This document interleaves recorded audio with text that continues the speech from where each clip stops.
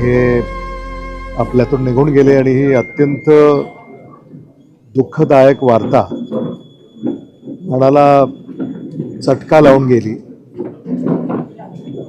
DY. Patil साहेब हे काँग्रेसचे नेते, राज्यात आणि देशात त्यांनी वेगवेगळ्या भूमिका जबाबदाऱ्या निभावल्या आणि आज त्यांचं आपल्यातून निघून जाणं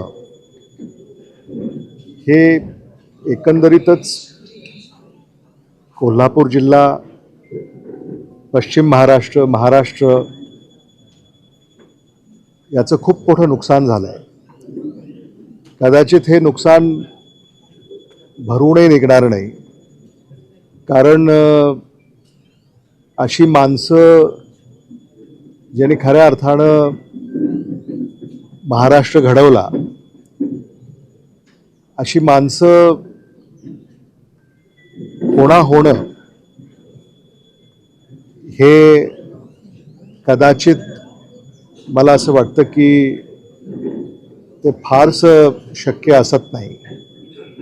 म्हणून आज त्यांची प्रेरणा, त्यांचं कार्य, त्यांची दृष्टी याला पुढं घेऊन जाण्याचं मोठं आव्हान हे एकंदरीतच आपल्या सगळ्यांवर येऊन ठेपलेलं आहे। मी या दुःखद प्रसंगी पाटील कुटुंबियांचं मनापासून सांत्वन करतो।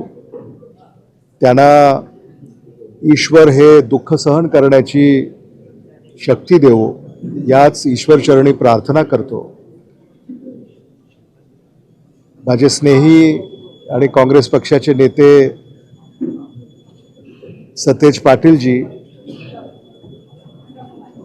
यांना देखील हे दुःख सहन करण्याची शक्ती ईश्वर देवो।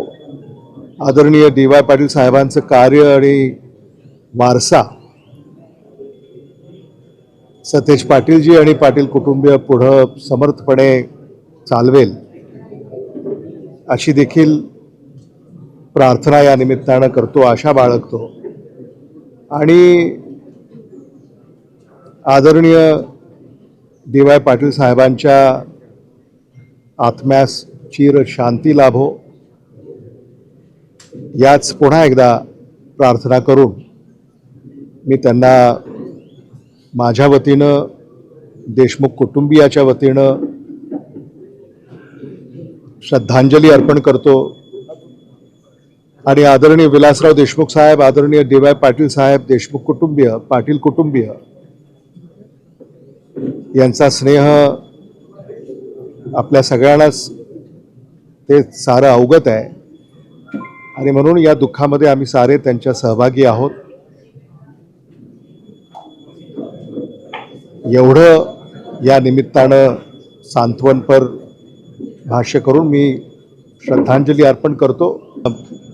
मला असं वाटतं की राजकारणामध्ये ज्या घडामोडी त्या काळामध्ये घडत असत, तर त्या घडामोडींच्या संदर्भामध्ये नेहमीच देशमुख साहेबांचा आणि डी.वाय. पाटील साहेबांचा संवाद राहिलेला आहे। अनेक वेळा एकमेकांना विचारणं, एकमेकांचं ऐकून घेणं, ते स्नेही होते, त्यामुळं सल्ला मसलत सुद्धा ते करत असत। आणि आदरणीय डी.वाय. पाटील साहेब राज्यपाल म्हणून ते आपली जिम्मेदारी निभावत असत आणि त्याच काळामध्ये आदरणीय देशमुख साहेब राज्याचे मुख्यमंत्री, केंद्रामध्ये मंत्री। आणि म्हणून मला असं वाटतं की अशा अनेक राजकीय प्रसंगामध्ये अनंत आठवणी आहेत, त्या काही मोजक्या शब्दामध्ये व्यक्त करता येणं शक्य नाही।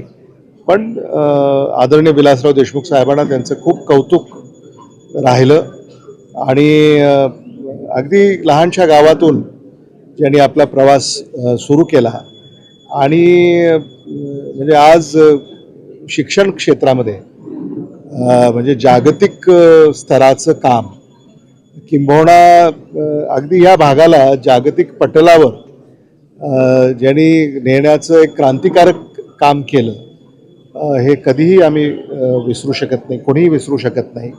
आणि त्याचं खूप कौतुक आदरणीय देशमुख साहेबांना नेहमी राहिलं. मला असं वाटतं की अशी माणसं जेव्हा आपल्यातनं निघून जातात तेव्हा खूप मोठं नुकसान होतं. पण त्यांची स्मृती आणि त्यांचं कार्य सदैव आपल्याला प्रेरणा देत राहील असा मला विश्वास आहे.